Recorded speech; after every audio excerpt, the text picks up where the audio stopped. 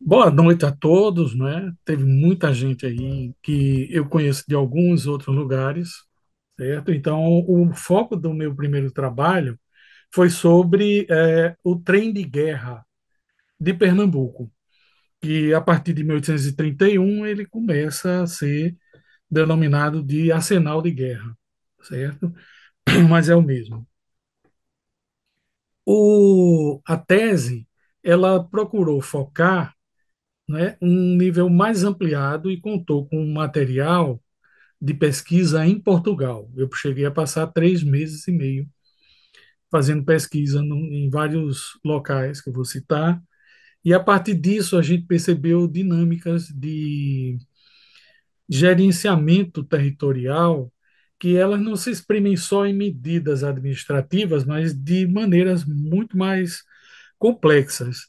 E é através, inclusive, dessas outras maneiras que a gente vai encontrar uma presença importante, fundamental dela no início do Império Brasileiro, certo?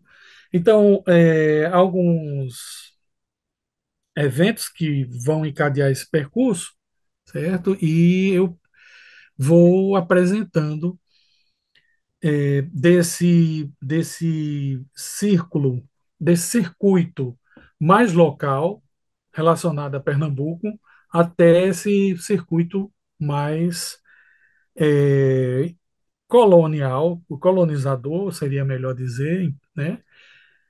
E depois a gente passa um pouquinho para ver até os seus impactos no Império, tá? Eu acho que do jeito que eu condensei, acabei fazendo essa condensação, não vai dar 2 horas e meia, não. A gente vai ficar bem abaixo disso, tá? Bom, eu acho interessante começar por uma apresentação que não é individual, é uma apresentação coletiva, né? Como já colocaram, eu sou professor da Universidade Federal da Paraíba, sou nascido em Pernambuco e fiz boa parte da minha formação em Pernambuco. E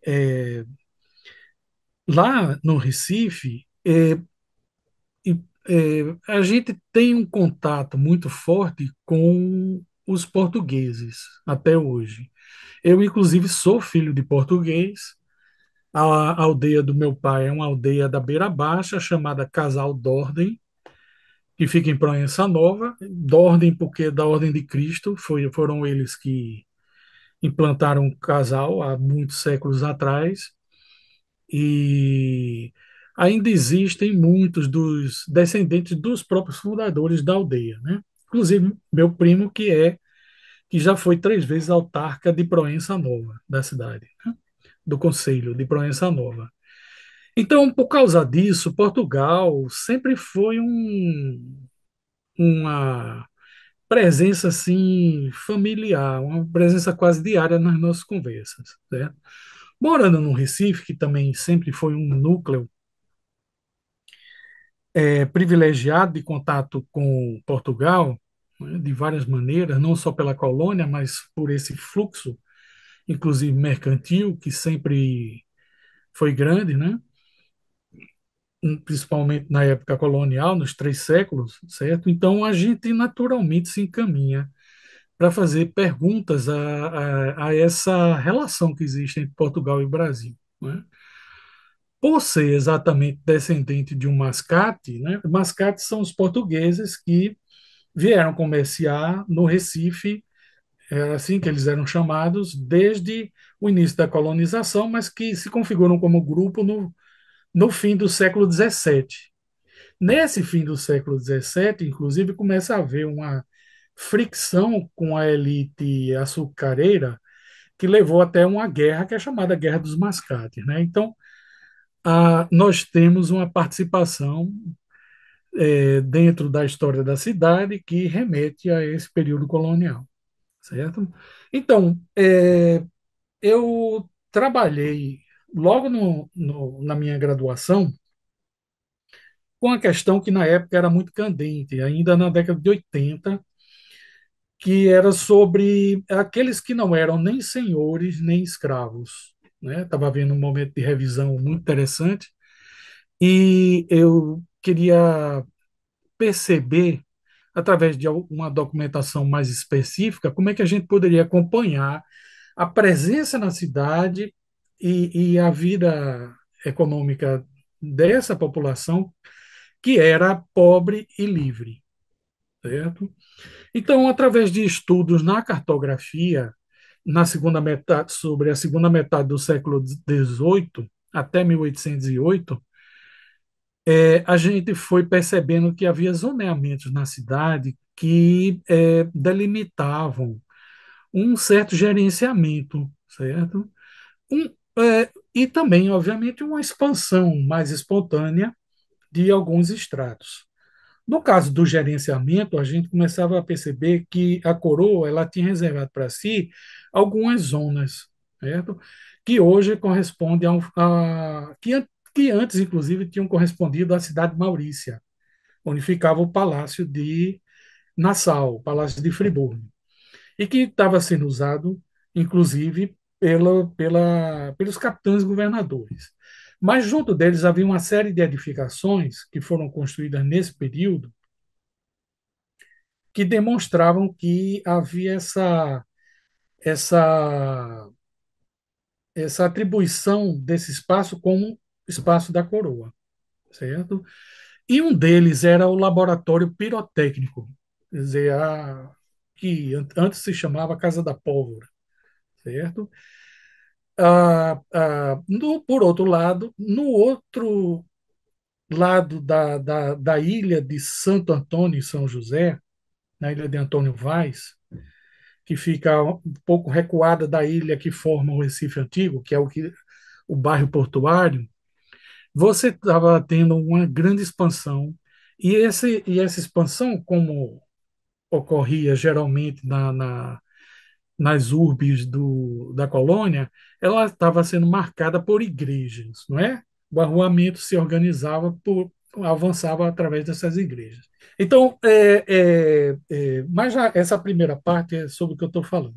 Exatamente. Então, esses livros pobres, eles marcaram a sua presença nessa, nessa, nessa parte da cidade, em expansão, que corresponde hoje ao bairro de São José, né, que através de igrejas que foram fundadas por confrarias e irmandades de artífices ou de grupos profissionais, como, por exemplo, pescadores.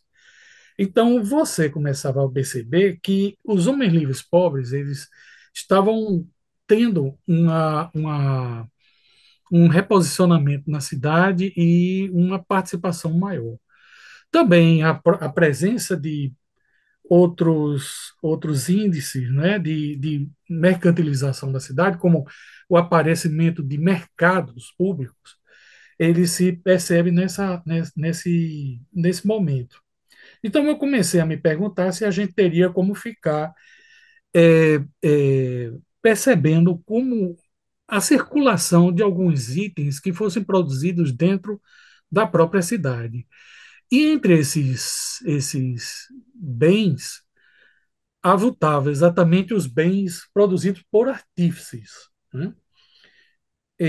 Eu passei um bom tempo procurando na documentação do Arquivo Público de Pernambuco por algum traço dessa circulação e ela não aparecia, porque exatamente esses artífices eles não tinham nesse momento uma atenção dedicada especificamente pelos registros da coroa.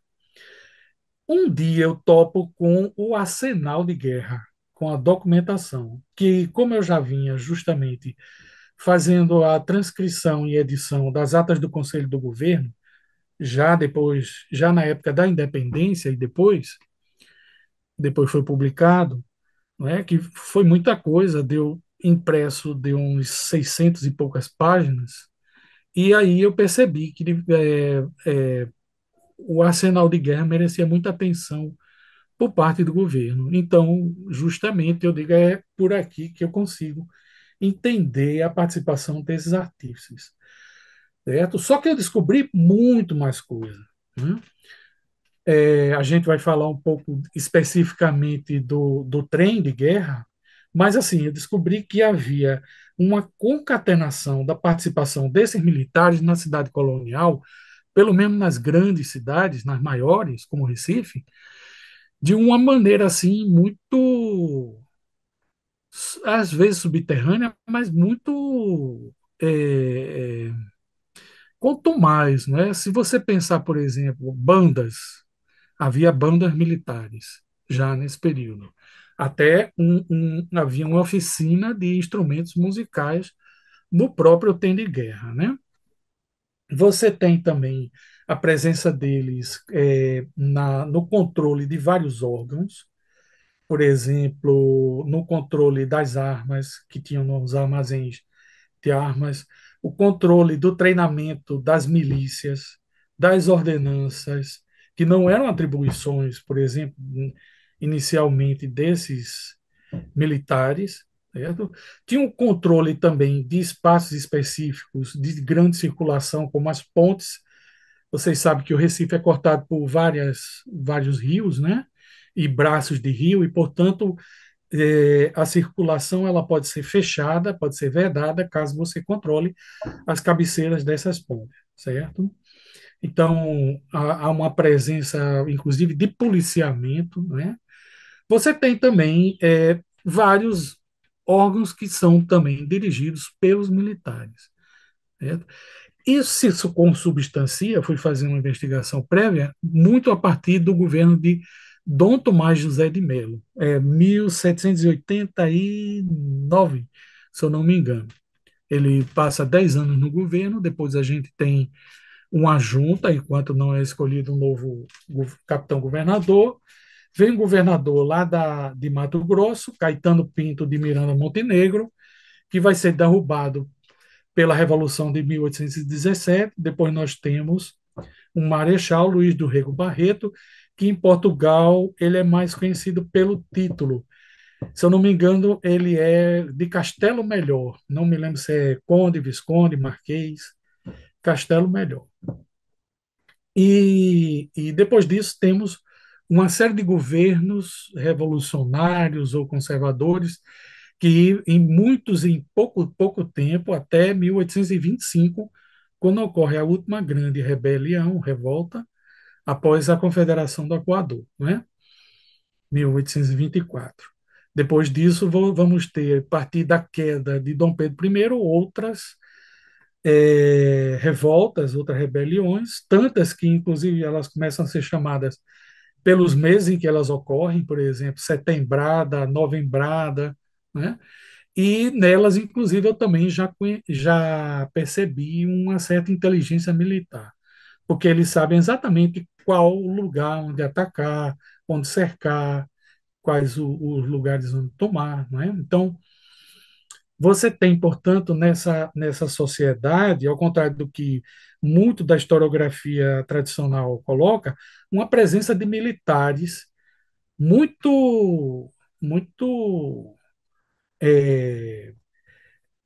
ampla, não é?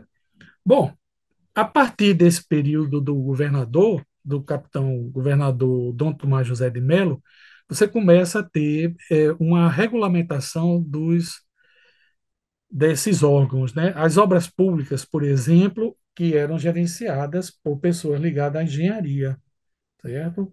E nessa época eram militares. Ela começa a trabalhar com mão de obra que não é especializada, mas em alguns momentos ela vai utilizar a mão de obra, inclusive do próprio trem, certo? Os engenheiros, eles também vão fazer levantamentos inclusive arquitetônicos, certo? E esses papéis, esses desenhos, riscos, né, como eles chamavam, eles vão ser guardados nesse arquivo militar, já mais para o século XIX, dos quais a gente ainda tem uma boa quantidade de material, certo? Era chamado de arquivo militar. Então, bem marcado a sua origem, né? E quem trabalhava com esse material. Você tem também a Intendência da Marinha, que no Recife é de 1798. Essa Intendência da Marinha, ela tem uma função assim de controle dessa área portuária e de apoio logístico, né? Mas em diversos momentos as suas ferrarias e alguns dos seus trabalhadores estão no controle ou são do próprio trem militar, certo? São do Exército, né?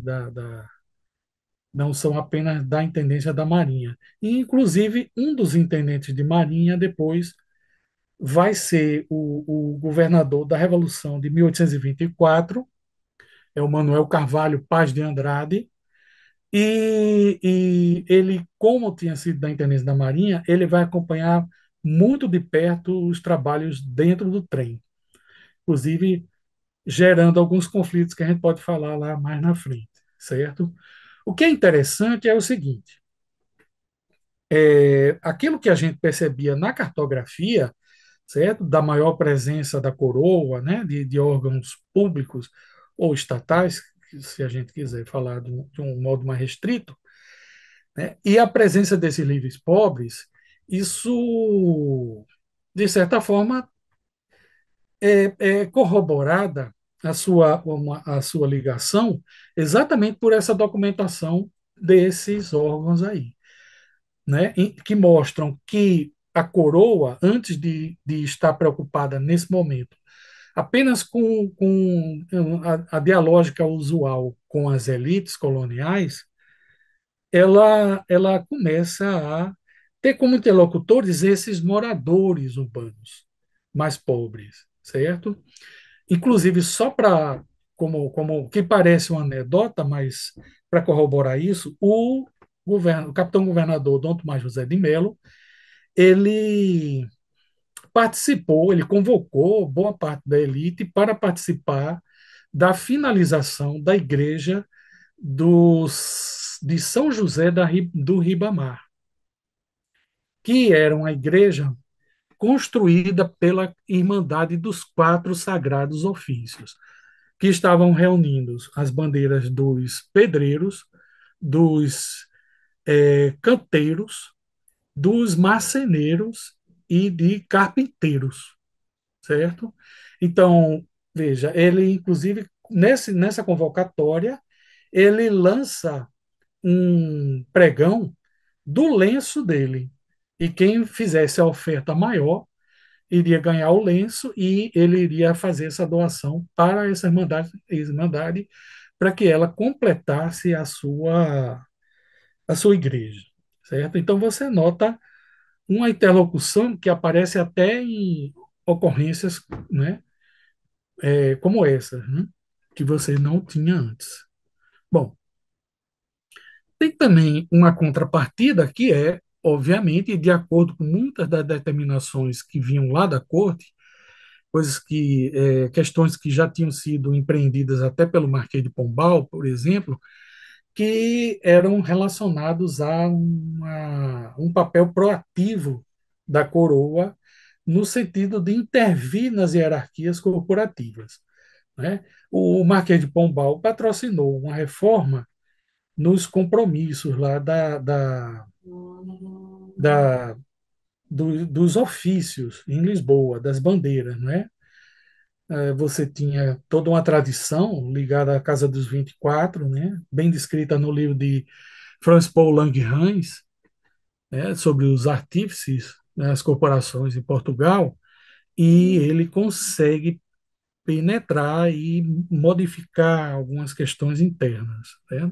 Ao lado disso, principalmente através da intendência de polícia, do qual o mais famoso, obviamente, é o Pinamanique, você tinha intervenções no corpo da cidade. Então, esses órgãos e esses militares, eles vão transportar para o coração da cidade, a nível local, pelo menos no caso do Recife, todas essas questões que já vêm preocupando as determinações, os níveis de autoridade mais primaciais da coroa, né? Traba, é, Intervir nessas hierarquias corporativas, intervir no corpo da cidade para ver remanejamentos no interesse dessas próprias reformas ilustradas que o Pombal e seus sucessores tentaram implementar. Bom, o trem de guerra ele já existia, certo? No período no século, na segunda metade do século XVIII, dentro da companhia de artilheiros.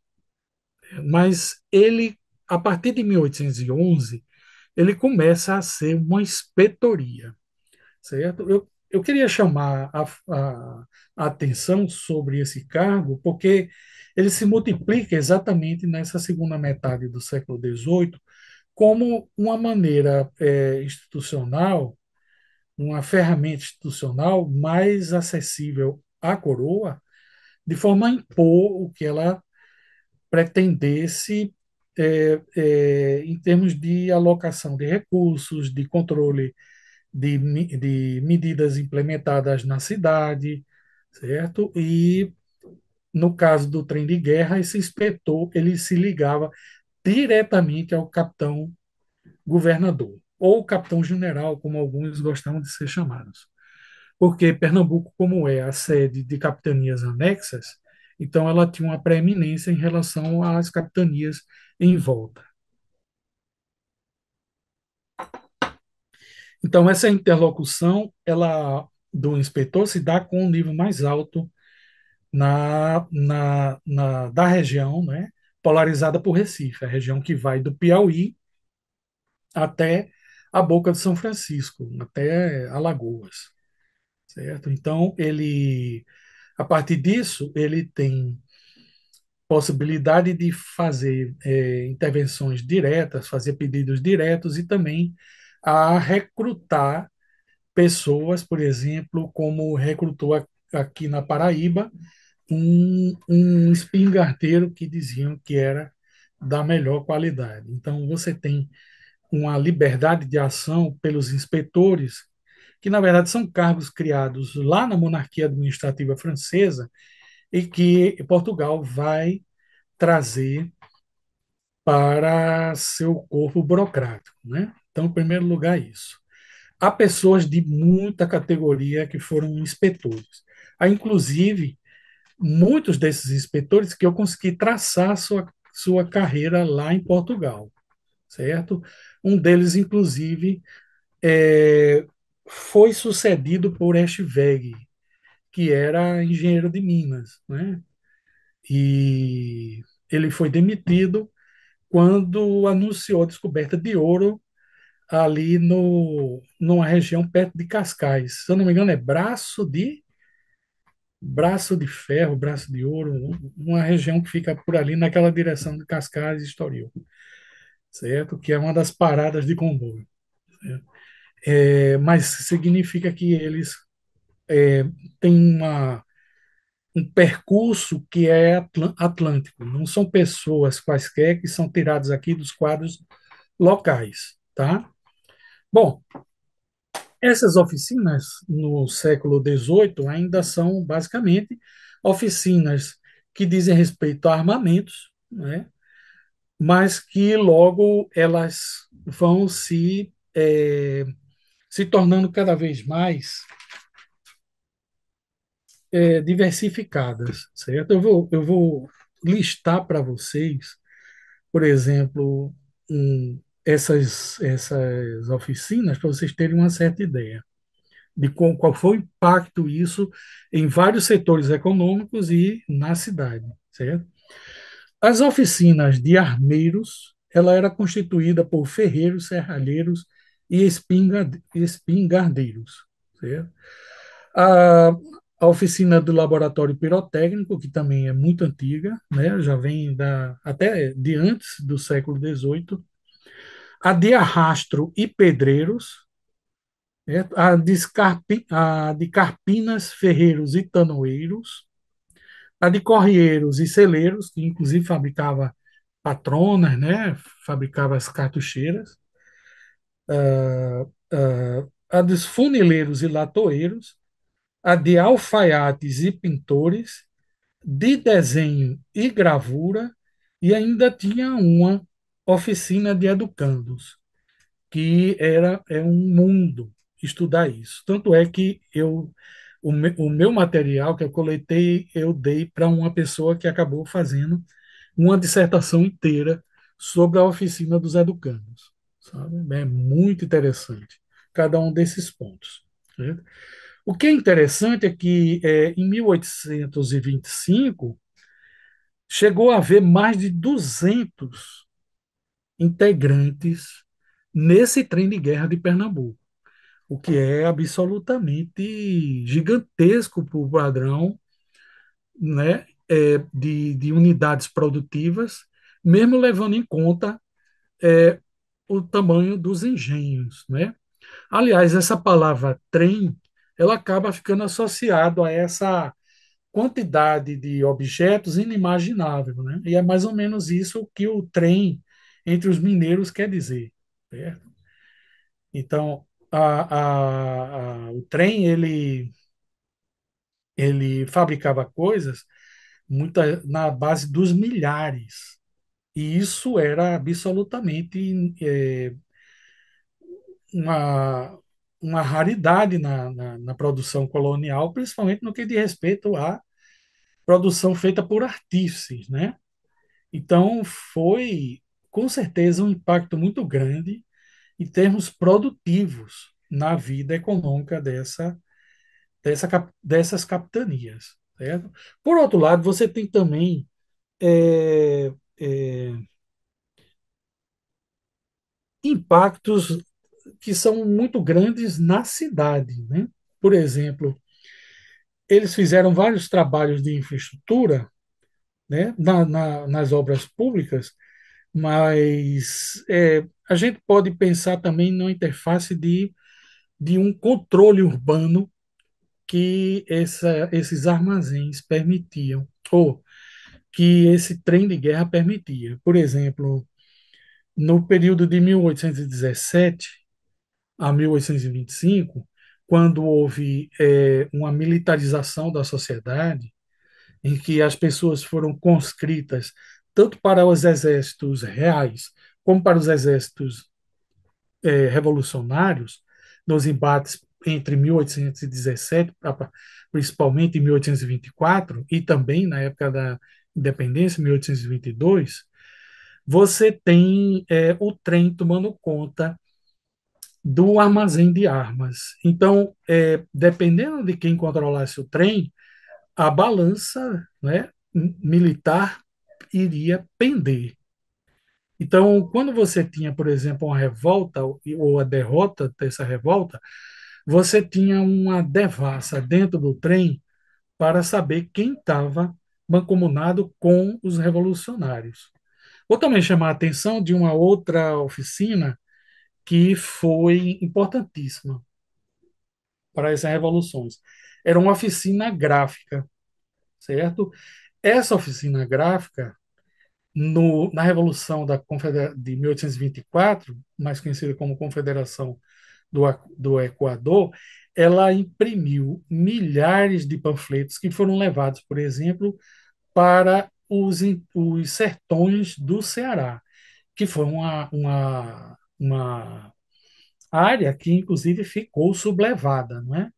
Teve que haver uma campanha militar para recolocar, né? Ficou, inclusive, tem heroínas reconhecidas, como Bárbara Alencar, cujos dois filhos também participaram da Revolução, e ela é considerada uma das primeiras presas políticas do Brasil independente, né? Do Brasil nação, certo? Então, o que foi que aconteceu com essa gráfica? No momento em que a Confederação caiu, essa gráfica imediatamente foi vendida. E o próprio mestre da oficina, ele assumiu uma empresa, um empreendimento, fundando o Diário de Pernambuco, que ainda existe, que é chamado, ele né, o jornal mais antigo em circulação na América Latina. Ele vem sendo editado desde 1825, né? Ele já não existe na sua forma impressa, já há uns 10 anos. Mas, de qualquer maneira, para vocês terem ideia de como o trem propiciou, inclusive, um ganho notável para a cidade, não é? Bom, essas oficinas, elas subverteram a hierarquia das lojas que se baseavam naquela relação entre mestres e oficiais, né? E que o escravismo tinha, de certa forma, introduzido a cunha dos escravos, liberando os mestres de contratar muitos oficiais e agilizando também, obviamente, o seu lucro, né?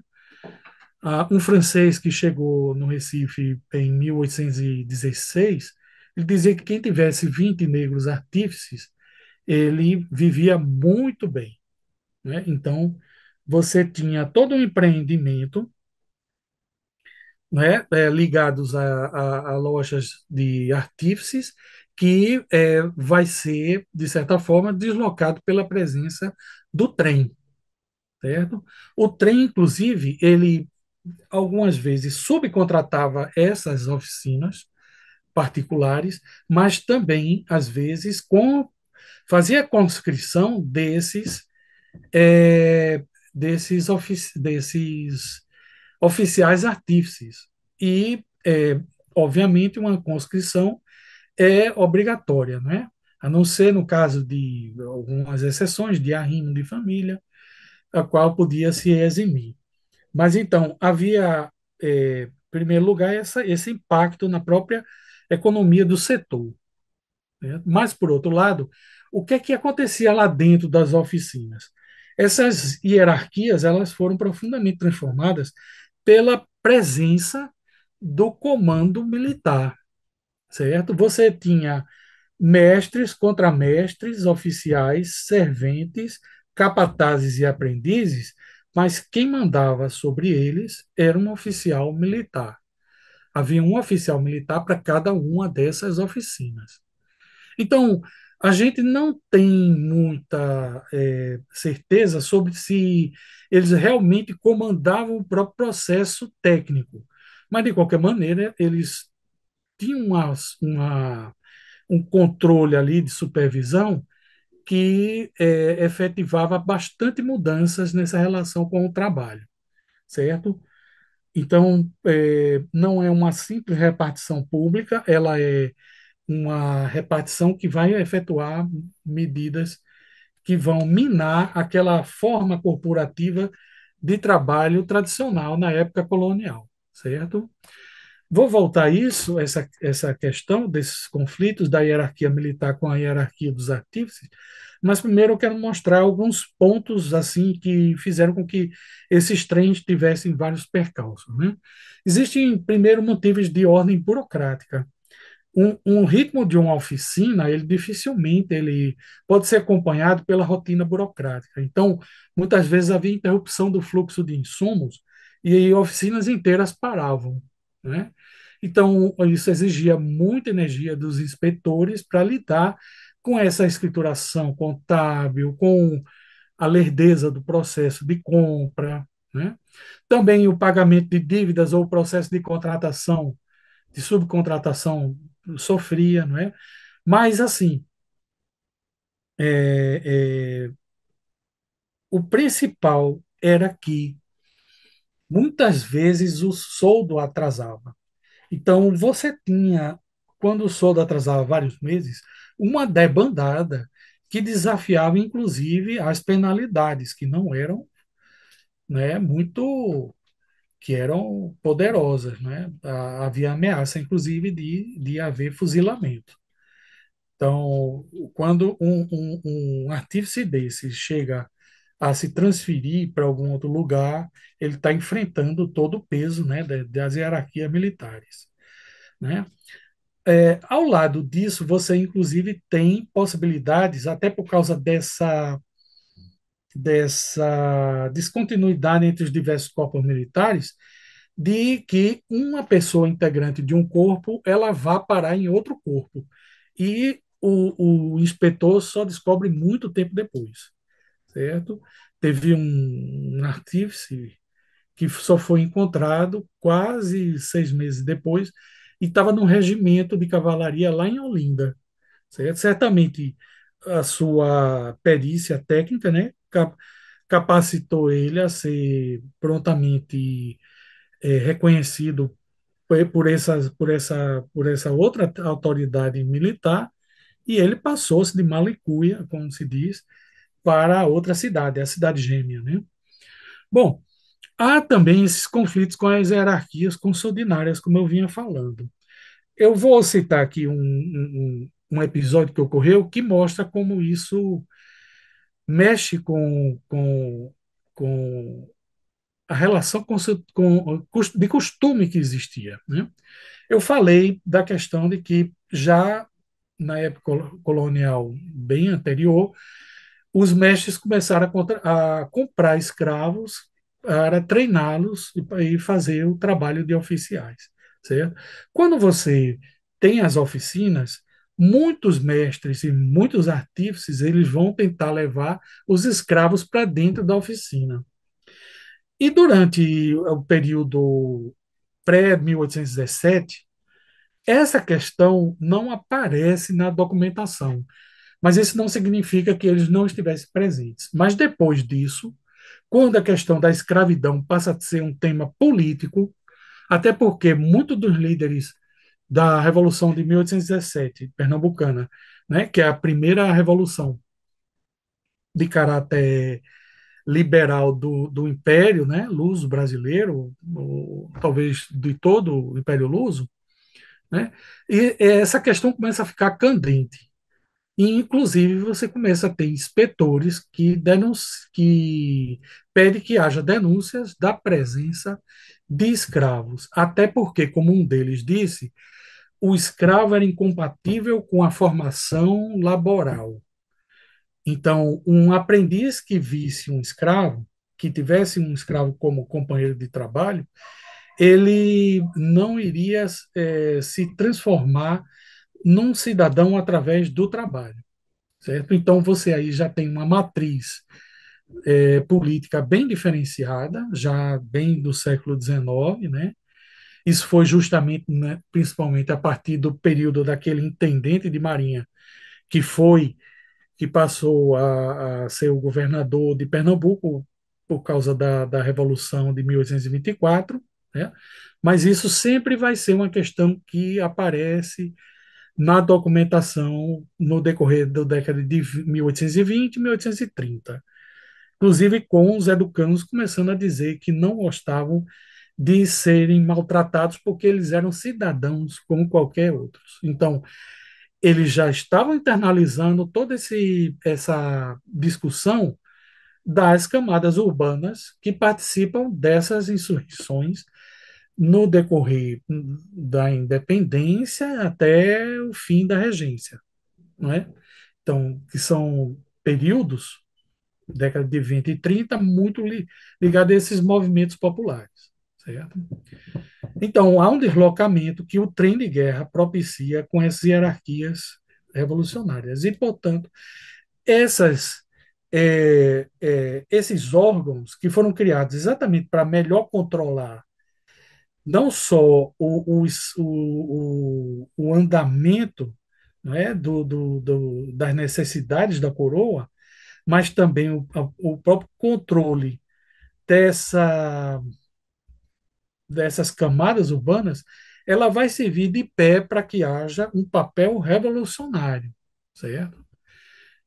Você tem, por exemplo, não sei se é na setembrizada ou na novembrada, uma rebelião em que o único morto da rebelião é exatamente o porteiro do arsenal de guerra, que justamente foi morto quando a população entrou no arsenal de guerra querendo se armar, certo? Então, lá era um local considerado vital, portanto, pelos revolucionários, né? Então, essa é uma das contradições que a gente sempre observa na história. Bom, isso fez a gente começar a perceber que não é apenas uma questão de relacionar o trem de guerra a esse setor é, das oficinas, né, do período pré-industrial, mas também perceber o trem como um reformulador das relações de parte da população com questões mais gerais, certo? Então, quando você vai pegar a historiografia, ela sempre está falando do papel fundamental da escola de direito, da faculdade de direito, que em Pernambuco e em São Paulo elas são fundadas em 1827 e 1828, Ah, né? Então, a partir desse momento, sempre se coloca a questão do papel reformulador, certo? Então eu fico aqui nessa questão do trem de guerra, porque você tem um papel local que, na verdade, reformula toda a relação de uma parte da população que era até então esquecida, não é? Das preocupações da coroa e das elites, e de uma forma assim que já anuncia o que vai ocorrer na cidade burguesa do século XIX. Bom, essa é justamente a segunda parte, né? A presença desse. Bom, quando eu terminei a dissertação, eu percebi que havia campo para estudar melhor esse material relacionado a essa dinâmica relacionada aos militares. E eu digo, bom, os militares especialistas, com certeza, são pouco estudados, até porque na historiografia tradicional você tem mais atenção, pelo menos até pouco tempo atrás, os estudos eram dedicados aos intelectuais ligados à advocacia, à formação de direito e à formação sacerdotal.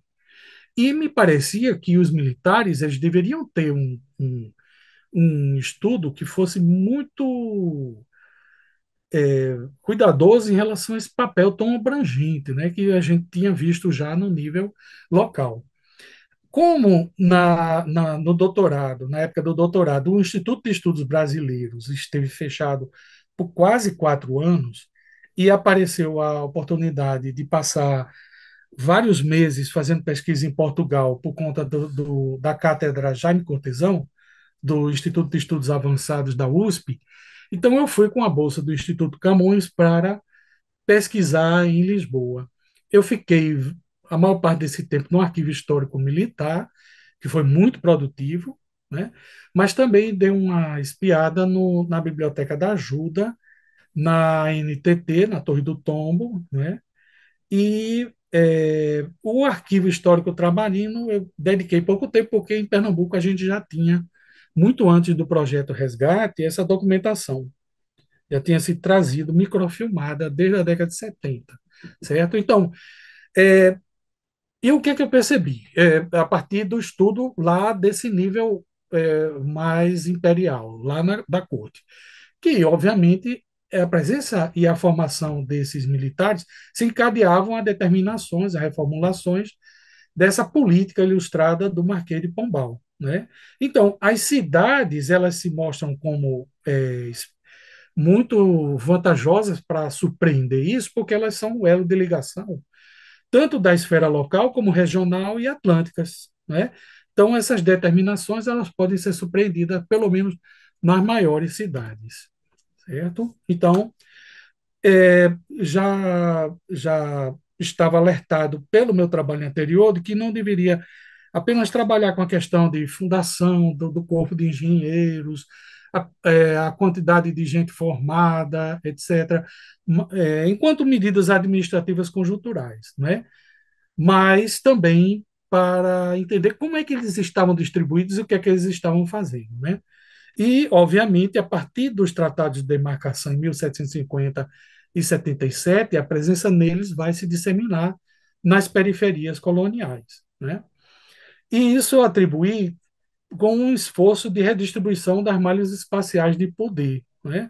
Você tinha, no momento da demarcação, uma política de estabilizar uma raia fronteiriça externa. Mas o que esses engenheiros e artilheiros estavam fazendo no interior das diversas regiões que se constituíam no Brasil, que se constituíram o Brasil depois da independência, era justamente também fazer delimitação de malhas especiais. Então, existem várias formas como eles fizeram isso. É óbvio que você vai surpreender, por exemplo, na cartografia, nos trabalhos de engenharia, nas comunicações, mas eu quero chamar a atenção, e esse é o último ponto, para um tipo de produção escrita que é muito específica, tá? Bom, isso aqui já está dito. É só o seguinte, essa mudança nas malhas territoriais de poder, elas estão sendo discutidas pelas elites coloniais. A professora Iris Cantor, da USP, né, ela trabalhou a Academia Brasileira dos Renascidos, que tinha uma proposta de redefinição das capitanias e das capitanias anexas já em 1759. Né? Então, não era só a coroa e o Marquês de Pombal que estavam preocupados com isso. Né? Aqui a gente tem um desses mapas feito por um cartógrafo que ainda na época de Dom João V, ele foi um escolta, ele já participava de expedições de abertura de caminhos pela Amazônia. E tinha uma ligação muito grande com Francisco Xavier Mendonça Furtado, né, que era governador do Grão-Pará e Maranhão, e muito ligado, obviamente, a seu irmão, que era o Marquês de Pombal. E aqui nesse texto, que foi encomendado pelo governador de Pernambuco, nesse mapa, chamado Carta Topográfica das Capitanias do Norte do Brasil e Panorama da Vila do Recife, você tem veja, o nível, iconograficamente, você tem um nível local aqui embaixo, o que é o Recife, e você tem um nível regional das capitanias anexas, certo? E o que é que ele mostra aí? Ele mostra que a coroa está acompanhando para e passo o povoamento desse sertão, certo? De uma forma ordenada da rede urbana, né? Da rede de caminhos que ligam essas regiões com o litoral. Né? Então, há um controle muito longe de, por exemplo, como uma certa historiografia liberal quer fazer crer, que a coroa era um paquiderme que não observava o que acontecia no Brasil colônia, que era distante, que havia cefalia na administração. O que se percebe por esse tipo de trabalho é o contrário. Mas eu queria ler para vocês algumas linhas do que tem nessa legenda aí. E para vocês terem ideia de como esse trabalho é acompanhado pelos saberes da ilustração. Isso é, havia um investimento da coroa portuguesa que é comprovado pelo fato de que, na demarcação de 1750, a boa parte dos engenheiros ele vem de fora de Portugal. E nas demarcações relacionadas a 1777 as comissões de engenheiros posteriores, você tem uma maioria de gente formada dentro dos domínios portugueses, de uma forma ou de outra. Então, houve a internalização desses saberes ilustrados, né, nessa área de artilharia e de engenharia. Vejam só o que ele diz aqui. A propensão centrífuga a que os geômetros atribuem a conservação da máquina do mundo, confessando que da sua virtude está pendente a união desse grande composto, foi a razão mais forte que me persuadiu a que esta carta topográfica, em que descrevia as terras meridionais desse mundo, tenha a sua natural inclinação dirigida a Vossa Excelência, que é o Xavier Mendonça, em cuja ilustríssima pessoa depositou a experiência e a compreensão de toda a América Portuguesa, desde a embocadura do Rio da Prata até além das gargantas do grande rio das Amazônias, quando Vossa Excelência, em serviço do soberano fidelíssimo, com tanta honra da nação, tem calculado, praticado e governado grandes estados. Então, há um projeto aí, né, de centralização, eu acho muito claro, e que essa carta topográfica faz parte dessa interlocução dos espaços locais com a, as determinações do centro do poder, certo? Estejam eles ainda com no nível da colônia, no espaço da colônia, nas mãos de governadores, ou diretamente ligados à corte, certo? Então, eu acho que esse tipo de trabalho é bem representativo. Mas vamos para frente, rapidamente. Eu queria chamar a atenção para vocês só para esse autor, porque esse militar ele vai fazer a ligação entre esses militares especialistas da colônia com os militares especialistas do Império, certo? Ah, há, inclusive, um grande patrono da história brasileira, que é o Francisco Adolfo de Varnhagen, que a origem dele qual é? Qual é a formação? Engenheiro militar. Mas eu queria chamar a atenção é do Raimundo, certo? Ele, no seu livro Corografia Histórica de Minas Gerais, ele dizia que era necessário atravessar, quer dizer, estudar in loco o terreno, esquadrinhar, que é fazer uma investigação empírica, usando estatísticas, e descrever, repertoriar e classificar em relatório o que você via. Então, você tinha um olhar treinado pela própria profissão, né, pela própria especialização, de modo a fazer uma descrição muito mais interessante, mais profunda do que as narrativas tanto de viajantes que vão abundar no século XIX, a partir da abertura dos portos, como também das próprias elites, certo? Esse Raimundo José da Cunha Matos, ele nasce como filho e neto de militares no Algarve, ele participa de várias campanhas, vai a São Tomé e Príncipe, passa a ser também secretário do governador lá, passa ao Rio de Janeiro e no exército que vai reprimir a Revolução 17, ele vai é, assumir inspetorias, inclusive do trem de guerra, certo? Ele se dá tão bem que é chamado para assumir o arsenal de guerra no Rio. E ele passa a ter tanta confiança de Dom Pedro I que quando Dom Pedro I sai com o Dom João VI para levá-lo até a boca da Barra da Guanabara, ele, quando retorna, ele desce no Arsenal para conversar diretamente com o José da Cunha Matos. Né? Certo. Então, eu vou deixar aqui como sugestão vocês terem muito interesse nesse trabalho, que é o último trabalho dele, só foi publicado pela Itatiaia, né, na década de 70 para 80. É, esse livro, com esse texto, ele queria mostrar uma forma de descrever o Brasil e ele estava numa boa posição para isso. Por quê? Porque ele é nada mais, nada menos do que o vice-presidente e fundador do Instituto Histórico e Geográfico Brasileiro, certo?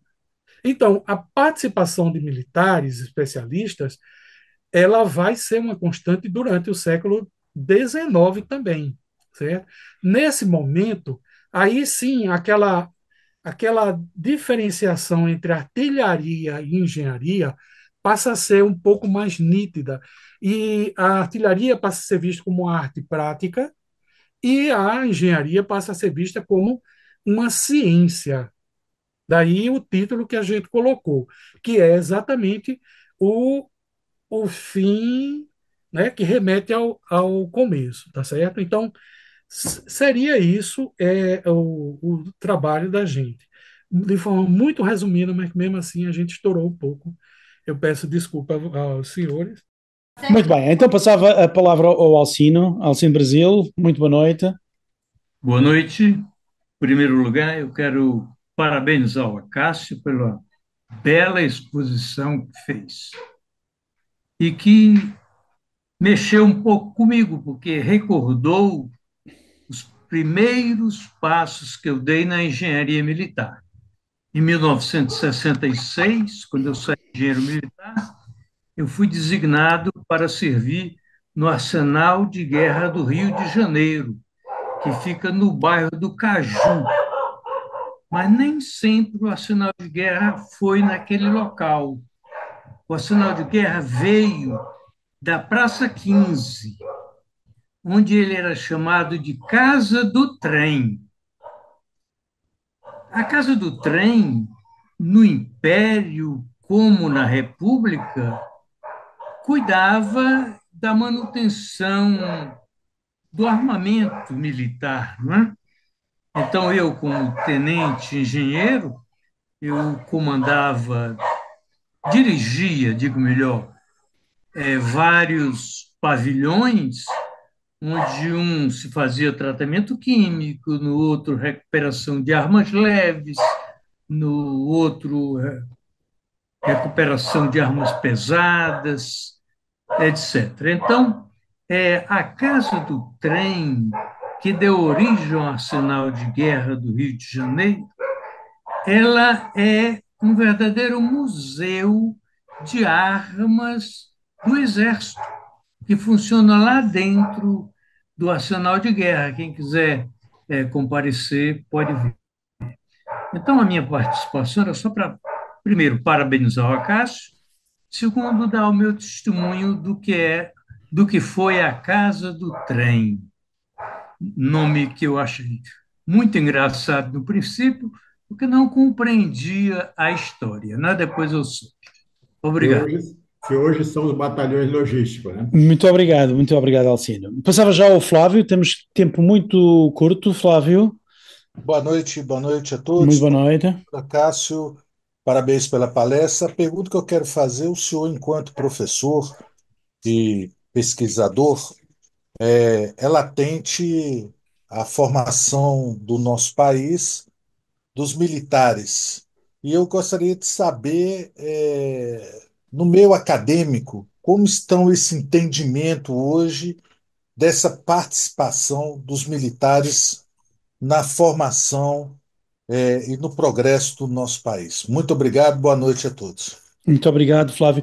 Eu se calhar ia já passar também a palavra ao Miguel Cavia e ao João Amaral, para depois o nosso palestrante condensar e responder a todas as perguntas colocadas. Rui, aproveitando, Sim, o sim. Adler colocou uma observaçãozinha lá, talvez o Akash possa responder. Ele pergunta lá no chat qual é o nome da tese de doutoramento do Akash.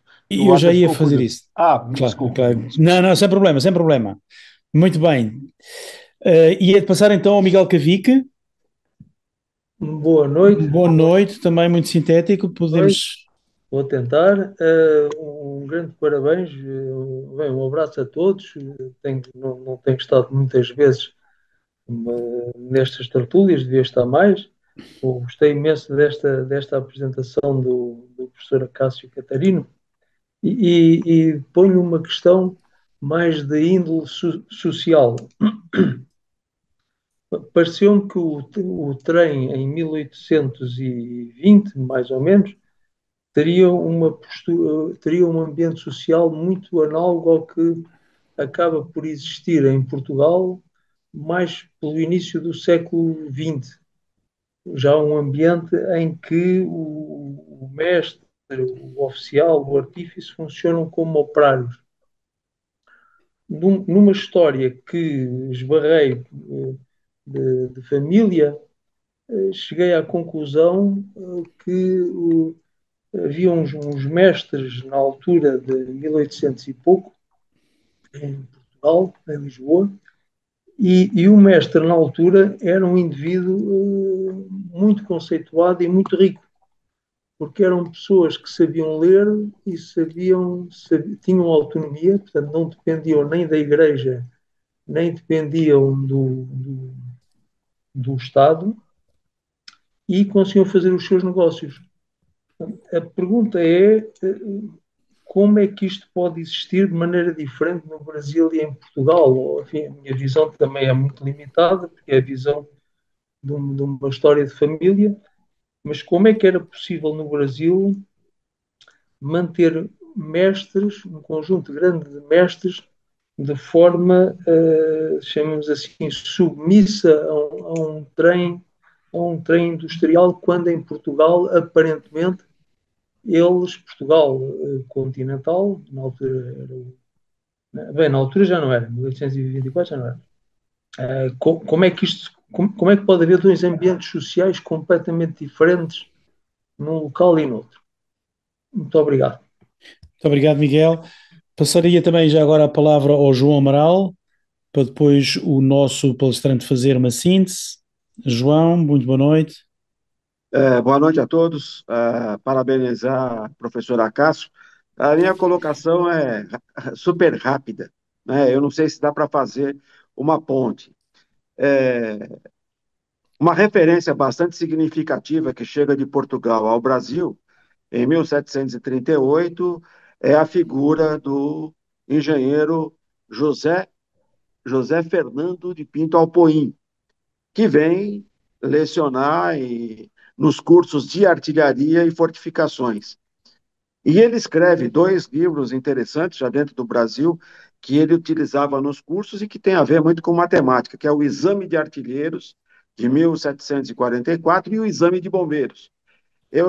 A pergunta é o seguinte: tinha alguma ligação, já que o Rio de Janeiro tinha o curso de formação de artilheiros e fortificações pela figura do José Fernandes de Pinto Alpoim?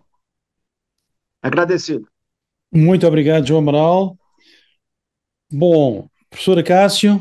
Certo. Eu acho que vou tentar responder a do Alcino e do senhor João Amaral de uma maneira só, tá?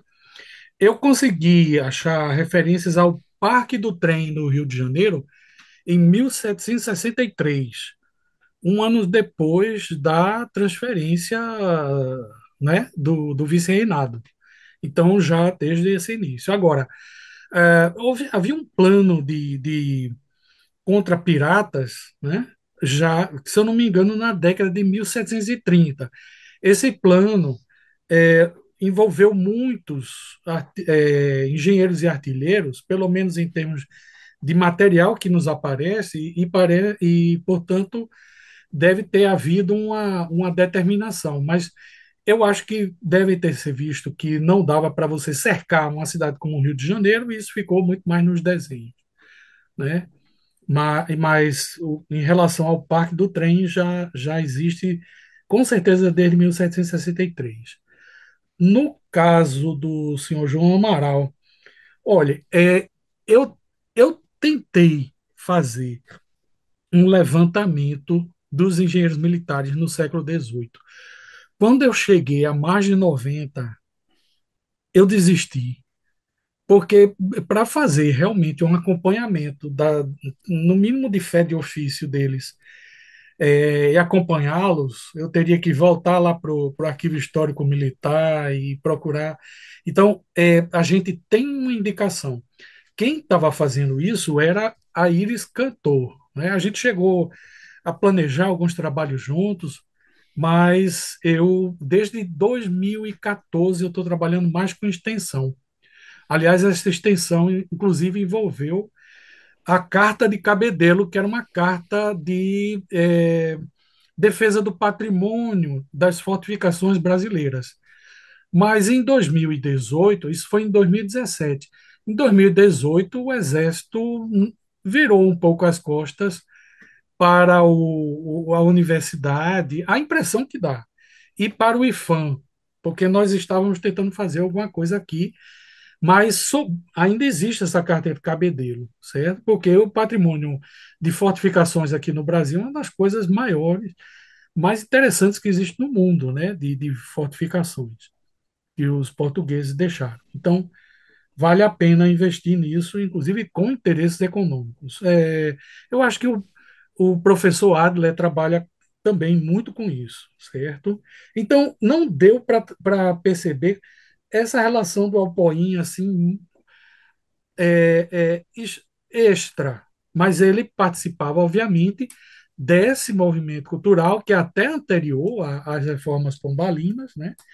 E esses exames são uma prova desse papel, né, inovador. Agora, você tem para vários lugares no Brasil muitos trabalhos sobre fortificações de uma história um pouco mais tradicional. Aí eu começo a responder o senhor Flávio Augusto. A gente tem aquela história mais tradicional. Você tem a história chamada de Drums and Trumpet, né? Que é mais ligada a fervores patrióticos que existem, que inclusive é um sucesso editorial. Basta ver a Osprey, né? E outros casas editoras. Mas, assim, atualmente, que o pessoal chama de New Military History, a gente trabalha com tudo que cerca essa história militar. Então, eu e meus colegas do grupo de estudo, Estado e Sociedade no Nordeste Colonial, nós iniciamos um seminários de história que no primeiro a gente chamou de história regional, mas veio tanta gente de Portugal, Cabo Verde, de tantos lugares, que o segundo já foi internacional. Vieram vários historiadores de lá, da Universidade Nova, né, de Lisboa, a clássica, e né, o Pedro Cardim, por exemplo, né, além dos professores aqui do Brasil, e ele, pelo menos até 2016, era o congresso que reunia mais gente, o mais dinâmico em história colonial no Brasil. Ele, inclusive, tinha a particularidade de circular pelo Nordeste. Começou aqui em João Pessoa, 2006, e foi passando para Natal, Recife, Belém, depois voltou para o Nordeste, Salvador, né? E lá no meio, eu tinha eu sempre organizava, junto com o professor Paulo Possamay, da Universidade de Pelotas, que trabalha muito com a colônia de Sacramento, o simpósio temático sobre história militar. E o que ficou interessante, cada vez mais você tinha mulheres apresentando trabalhos de história militar. Quer dizer, mudou bastante a configuração de quem é o autor, o investigador das histórias militares, né? Então, temas como conscrição, como impacto na sociedade, a questão do recrutamento, questão dos uniformes. Se eu não me engano, até teve um professor que falou sobre a moda, não foi? A partir aí eu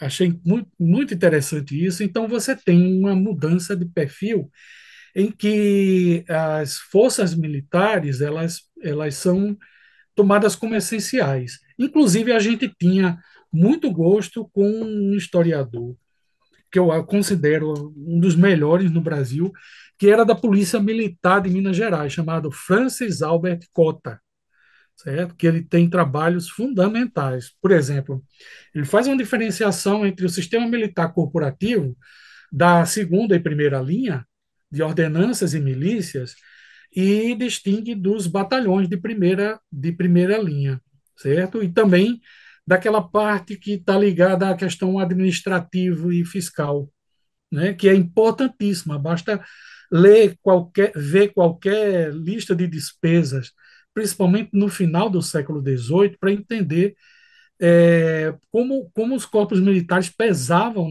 nas capitanias, né? Chega a alguns momentos e consumir boa parte do orçamento. Então, você tem que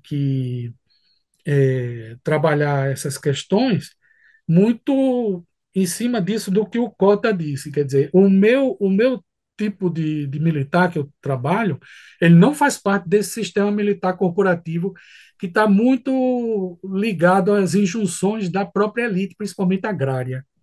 Então, ele é um corpo formado burocraticamente e você tem, portanto, uma possibilidade, inclusive, de que ele sirva de correia de transmissão das determinações da coroa de forma muito mais orgânica, né? Então, eu fiquei imaginando, é por isso que o nome da tese é Interface Regional, que a distribuição deles por todos os territórios, Moçambique, Angola, né, Índia, Nordeste, sul, antemural sul, antemural centro, o norte da Amazônia, né? Tudo isso conformava um afluxo de informações e de opiniões calibradas, abalizadas, de forma que você tivesse uma possibilidade de percepção do que acontecia por toda a colônia, por todos os domínios da coroa portuguesa. Então, eu sempre achei que isso permitiu aos reis de Portugal, né? Você tem, inclusive, quando pega nas memórias da Biblioteca Nacional, você tem, por exemplo, um cara em Pernambuco fazendo testes em todas as estações do ano sobre a melhor composição química da pólvora, em condições de controle da umidade, da temperatura, para saber qual era a melhor composição que funcionava aqui em Pernambuco. Então, isso para mim, o que é? É ciência, isso é empiria, né? Então, eles têm uma formação, eu acho, formidável, certo? O meu orientador, que era o Jobson Andrade Arruda, ele até pensava que eu era filho de militar, alguma coisa assim, né? Então, a gente tinha saído de um período de ditadura, né?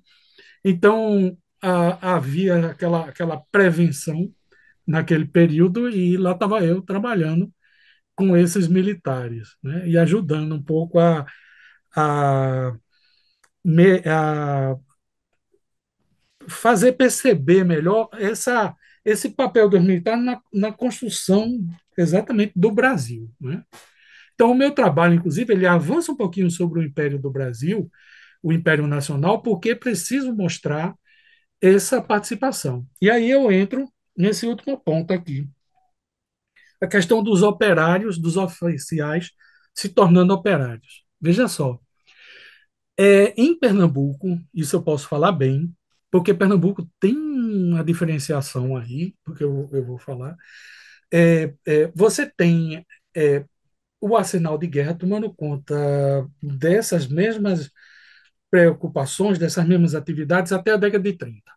Na década de 30, as elites, cansadas exatamente desse ajuntamento, como se chamar na documentação, ajuntamento de povo e tropa, eles cortam duramente o orçamento dos corpos militares. E também vão fazer a Guarda Nacional e vão, com isso, desmobilizar uma grande quantidade de pessoal, inclusive muito experiente, né? Aliás, essa é uma hipótese minha. Grande parte das revoltas da década de 30 em Pernambuco é liderada por pessoas que já tiveram esse treinamento militar anterior. Mas aí o que acontece? Em 1838, em Pernambuco, assume a presidência da província o Conde da Boa Vista. Esse Conde da Boa Vista, ele foi engenheiro formado pela École de Pont-Chaussée, certo? Em Paris. Então, aquele engenheiro de politécnica já é um burguês, já é voltado para uma outra cidade, né? Um outro planejamento. E ele trouxe com ele um engenheiro de confissão sansimonista, quer dizer, um socialista sansimonista, que era o engenheiro Vautier, né? Que escreveu que escreveu um diário maravilhoso sobre o que era o Recife daquela época e dirigiu monumentos que hoje marcam o corpo da cidade e que dizem, olha, a cidade agora já não é mais colonial, é uma cidade burguesa. Né? Iniciativas como o Hospital Dom Pedro II, a Casa de Ópera, que é o Teatro Santa Isabel, a Assembleia Legislativa, o Ginásio Pernambucano, o, o presídio, né, uma penitenciária, porque foi feito segundo a visão do sistema de Filadélfia, né, aquele do panóptico, era extremamente avançado para a época, em 1850. Tudo isso tem exatamente essa pegada da vanguarda burguesa que o Conde da Boa Vista trouxe. Nesse momento, e aí é que eu realmente respondo a pergunta, eles trazem uma companhia inteira de operários militares. De onde? Da Alemanha. Todos os operários, eu não sei ao certo quantos, mas chegava a mais de 200. Todos esses operários eram alemães, quer dizer, a mão de obra veio para quebrar o que restava, talvez, de organização corporativa na, naquela economia, não é? Naquela sociedade. Então, então a duração desses oficiais a gente pode traçar até a década de 40. Será que faltou responder alguma Não, coisa?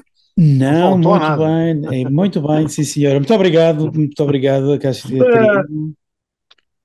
Boa Gostei, noite, confrade. sim. Boa noite, confrades. É um prazer poder estar escutando essa brilhante esclarecimento sobre esse lado do Norte e o Nordeste em relação à historiografia e, ao mesmo tempo, às ondas de pesquisa no Brasil. E, salientando um detalhe, eu gostaria que se tivesse essa ligação sobre o período que o Brasil ou as tropas começam a investir nas bandeiras do chamado sertanismo.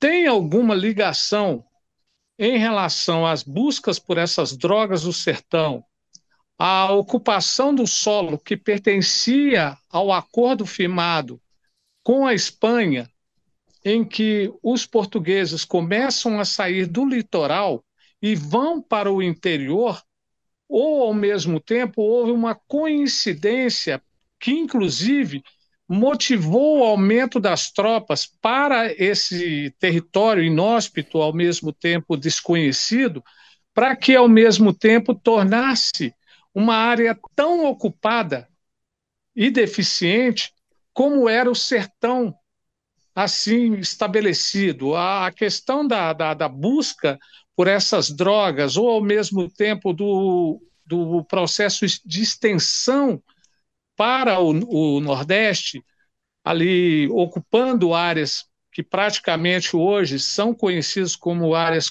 consideradas brasileiras, será que nesse caso houve alguma ligação ou é fato isolado? Obrigado pela pergunta. Né?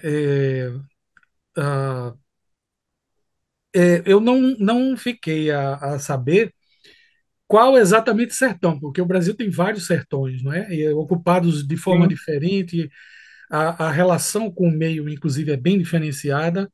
Mas, assim, em termos de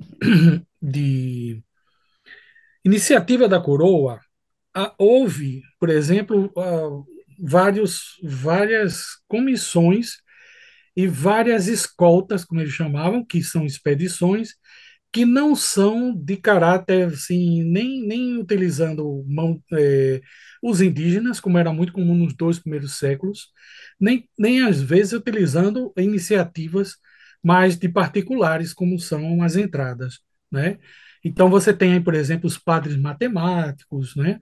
Há alguns escoltas que também saem pelos sertões de Cuiabá, mas assim, eu acho que em relação à droga do sertão, eles ainda levam um certo tempo para perceber sua importância nas várias interfaces regionais. Mas para o Nordeste, eu sei dizer o seguinte: o Dom Tomás José de Melo, que eu falei no início, ele assume em 1789.